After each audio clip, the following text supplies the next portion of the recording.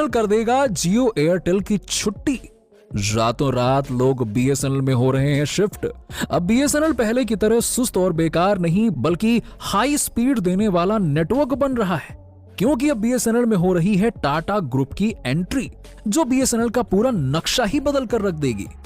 जिस बीएसएनएल को लोग गालियां देते थे, आज इंटरनेट पर उसी बीएसएनएल के हैशटैग ट्रेंड कर रहे हैं।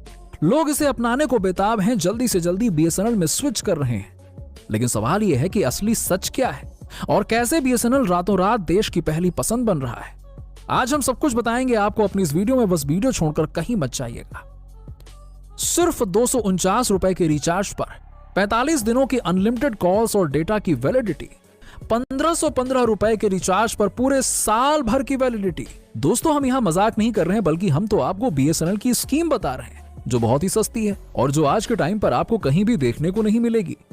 दोस्तों, हम इस बात से इनकार नहीं करते कि एक वक्त पहले इस तरह के सस्ते रिचार्ज करवा के जियो ने देश भर में इंटरनेट का विस्तार किया, लोगों को 4G नेटवर्क से कनेक्ट किया, लोगों को इंटरनेट की आदत डलवाई और देश को डिजिटलाइज कर दिया।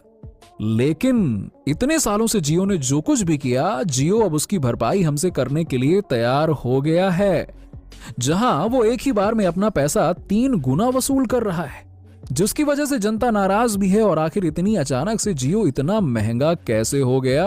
और जब जियो महंगा है तो जाहिर सी बात है कि एयरटेल भी मौके पर चौका मारते हुए अपना दाम बढ़ा लेगा। पर दोस्तों, एयरटेल और वोडाफोन ये नहीं जानते कि ये मौका पैसा कमाने का नहीं बल्कि कस्टमर बेस बढ़ाने का है, क्योंकि जनता नाराज है, जनता बौखलाई हुई है कि बढ़ती महंगाई में इतना महंगा फोन बिल भला कैसे भरा जाए। ऐसे में जब बीएसएनएल के इतने शानदार प्लान सामने आते हैं तो लोगों का ध्यान ऑटोमेटिकली उसकी तरफ चला जाता है। ऊपर से बीएसएनएल ने जो रातों रात अपने हजारों टावर्स देश भर में खड़े कर दिए, मतलब लगा दिए, वो भी कुछ कम नहीं है। खराब सर्विस और अपने स्लो नेटवर्क की वजह से बदनाम बीएसएनएल, जिसका फुल फॉर्म लोगों ने रख दिया था, भीतर से नहीं लगेगा। अब अपने आप को सुधार चुका है। आज से महीनों भर पहले भी कोई ये मानने को तैयार नहीं था कि बीएसएनएल रिवाइव हो सकता है, लेकिन बीएसएनएल में जो टाटा ग्रुप की एंट्री हुई है और दूसरी कंपनियों ने अपना दाम बढ़ा लिया है, बस इसी मौके ने बीएसएनएल के अंदर एक नई जान फूंक दी है। दोस्तों, जिस 249 रुपए के प्राइस पर जियो मात्र 28 दिन की वैलिडिटी दे रहा है, इसी प्राइस पर बीएसएनएल पूरे 45 दिन की वैलिडिटी प्रोवाइड कर रहा है। ऊपर से बीएसएनएल के जो धड़ाधड़ टावर देश भर में लग रहे हैं, वो इस बात को कंफर्म कर रहे हैं कि बीएसएनएल की 4G स्पीड इन बड़ी बड़ी कंपनियों के 5G स्पीड को भी पछाड़ देगी। हालांकि ये बात किसी से छिपी नहीं है कि बीएसएनएल ने टेक्नोलॉजी को बहुत धीरे धीरे एक्वायर किया। जब पूरे देश में 3G टेक्नोलॉजी चल रही थी, तब भी बीएसएनएल 2G पर अटका हुआ था। आज जब 5G का जमाना है तो बीएसएनएल अभी 4G पर अटका हुआ है। ऐसे में भला जनता बीएसएनएल पर भरोसा करे तो कैसे करे? और क्या कभी आपने बीएसएनएल के कर्मचारियों का रवैया देखा है, जो कस्टमर से ऐसे बात करते हैं जैसे कि वो फोन उठाकर कस्टमर पर एहसान कर रहे हो? इन सब के बावजूद बीएसएनएल ने एक चीज नहीं छोड़ी, और वो थी गांव देहात तक अपना नेटवर्क खड़ा करना। जी हां, बीएसएनएल जब आया था तो उसका एक ही मोटो था कि देश के ग्रामीण इलाकों तक कैसे भी करके अपनी सर्विस पहुंचाई जाए, कैसे देश के गांव देहातों के लोगों को एक बेहतर मोबाइल फोन नेटवर्क दिया जाए। और अपने इस प्रयास में बीएसएनएल पूरी तरह से सफल रहा। आज भी अगर आप जियो, एयरटेल या वोडाफोन यूजर हैं तो शहरों में आपका इंटरनेट और नेटवर्क तो बिल्कुल चकाचक दौड़ेगा, लेकिन जैसे ही आप थोड़ा ग्रामीण इलाके में पहुंचेंगे, नेटवर्क ऐसे गुल हो जाता है जैसे कभी था ही नहीं। और ये समस्या तो आज भी है। जी हाँ, 5G आ जाने के बाद भी गांव देहात में इंटरनेट नहीं मिल पाता, क्योंकि ये जो बड़ी बड़ी टेलीकॉम कंपनियां हैं, इनका मकसद गांव देहात के लोगों तक पहुंचना होता ही नहीं था। इन्हें पता था कि पैसा तो शहरी लोगों की जेब में है। शहर के लोग ज्यादा इंटरनेट का इस्तेमाल करते हैं, गांव के लोग भला क्या ही इंटरनेट का इस्तेमाल करेंगे? क्योंकि गांव में रहने वाला किसान, जिसका पूरा दिन खेती बाड़ी करने में निकल जाता है, वो भला महंगा डेटा पैक करवा कर दिन भर क्या नेटफ्लिक्स चलाएगा क्या? उसे तो बस थोड़े बहुत एंटरटेनमेंट की जरूरत होती है और अपने सगे संबंधियों का हाल खबर लेने के लिए फोन करना होता है। इससे ज्यादा वो क्या ही करेगा? इसीलिए जियो, एयरटेल जैसी कंपनियों ने देश के ग्रामीण इलाकों पर अपना फोकस ज्यादा बनाया ही नहीं। उन्होंने तो शहरी लोगों को अपने पैसे कमाने वाली मशीन बनाया और हर रोज 1 या 2 GB इंटरनेट सस्ते में देने का वादा करके अब उसी का दाम बढ़ा दिया। लो भैया, लग गई लत इंटरनेट की, और इस लत को पूरा करने के लिए अब रिचार्ज तो करवाना ही पड़ेगा। इस पूरी सिचुएशन में कुछ लोग बहुत ही ज्यादा गुस्साए हुए हैं, तो कुछ का यह कहना है कि अंबानी जी जियो का दाम बढ़ाकर अपने बेटे की शादी का खर्चा वसूल रहे हैं।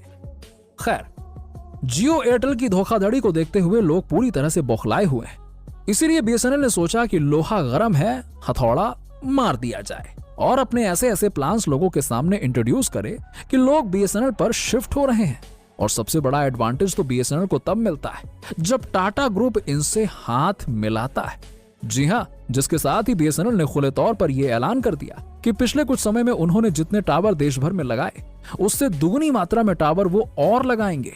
और ये कोई ऐसे वैसे टावर नहीं होंगे, बल्कि इनके अंदर अपग्रेड करने की क्षमता होगी। अभी भले ही ये जितने भी टावर बीएसएनएल इंस्टॉल कर रहा है वो 4G हो, लेकिन बीएसएनएल का वादा है कि अगले ही साल यानी कि 2025 तक उनका ये नेटवर्क 5G में अपग्रेड हो जाएगा। इसीलिए तो लोग हजारों लाखों की संख्या में हर रोज बीएसएनएल पर शिफ्ट हो रहे हैं, क्योंकि एक तो इनका जो नेटवर्क है वो काफी ज्यादा फैला हुआ है, ऊपर से इसका जो कस्टमर बेस है वो भी बहुत कम है, जिसकी वजह से इंटरनेट की स्पीड लोगों को ज्यादा मिलती है। और ये चीज अब जाकर जनता को समझ में आ रही है, वरना तो पहले कोई एक बोलता था कि बीएसएनएल खराब है तो उसके साथ साथ 10 और लोग बीएसएनएल को गालियां देना शुरू कर देते थे। अब भले ही उन्होंने बीएसएनएल इस्तेमाल किया हो या ना किया हो, लेकिन मार्केट में बीएसएनएल की रेपुटेशन ऐसी ही है। और वैसे भी हमारे देश की जनता को हमेशा से ही आदत रही है कि हम सरकारी चीजों को कम ही इंपॉर्टेंस देते हैं। हम समझते हैं कि सरकारी मतलब बेकार, धक्का प्लेट वाला मामला है।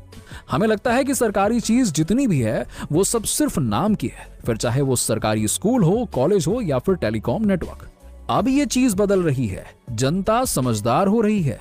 उसे समझ में आ रहा है कि सरकारी चीजें इसीलिए सही नहीं होती हैं क्योंकि हम उनकी तरफ दिलचस्पी ही नहीं दिखाते, हम उन्हें सही करवाने की कोशिश ही नहीं करते। और एक कारण यह भी है कि लोग फिर से बीएसएनएल पर अपना भरोसा दिखा रहे हैं। और वैसे भी अभी भारत में पूरी तरह से 5G का दौर नहीं आया है, क्योंकि बहुत से ऐसे लोग हैं जिनके पास 5G तो फोन ही नहीं है। लोग अपना पुराना 4G फोन चलाकर ही खुश हैं, मजे में है, स्पीड तो मिल रही है, क्या ही करना है 5G फोन लेकर। ऐसे में अगर बीएसएनएल अपना 4G नेटवर्क बेहतर कर देता है और वो 5G नेटवर्क को पीछे छोड़ देता है तो बीएसएनएल देश में डेटा किंग बन जाएगा, बड़ी बड़ी कंपनियों की छुट्टी हो जाएगी। आज बीएसएनएल टाटा ग्रुप की मदद से लार्जर मार्केट शेयर को कैप्चर करना चाहता है, क्योंकि टाटा के जो टेक्नोलॉजी एक्सपर्ट हैं वो बीएसएनएल के इंफ्रास्ट्रक्चर को बढ़ाने में मदद करेंगे, ताकि बीएसएनएल की जो सर्विस क्वालिटी है जिसे लेकर लोगों को हमेशा से शिकायत रही है वो इंप्रूव हो सके। जहां पहले तो बीएसएनएल टाटा के एडवांस इंफ्रास्ट्रक्चर की मदद लेगा, अब बोला जा रहा है कि टाटा की मदद से बीएसएनएल का जो कवरेज है वो बढ़ जाएगा। जहां बीएसएनएल आज जो रूरल और सेमी अर्बन एरियाज में फैला हुआ है उसे टाटा और ज्यादा बढ़ाने में लगा हुआ है, क्योंकि जो शहरी इलाके हैं वहां तो ऑलरेडी जियो, वोडाफोन, एयरटेल इन्होंने अपना नेटवर्क फैला रखा है। और यकीन मानिए, इनके दाम चाहे जितने बढ़ जाएं, लोग अगर एक बार किसी कंपनी के कस्टमर बन जाते हैं ना तो वो उसी कंपनी के साथ चलते रहते हैं। पर जो गांव देहात वाले इलाके हैं, जो छोटे छोटे शहर हैं, वहां लोग सिर्फ ये देखते हैं कि हमारा कुछ 2-4 पैसा कहां बचेगा, वो बताओ भैया।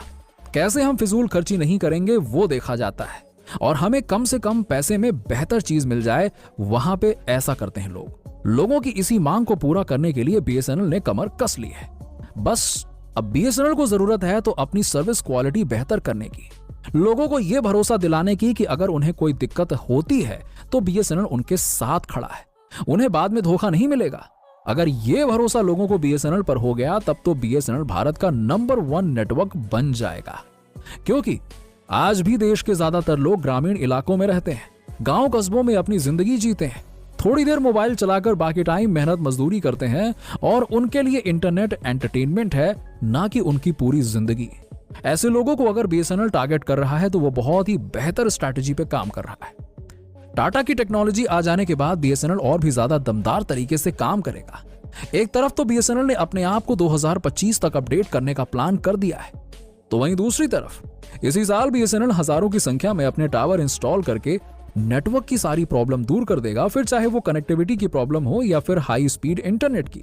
बीएसएनएल अपनी सभी कमजोरियों को अपनी ताकत में बदलने में जुट गया है।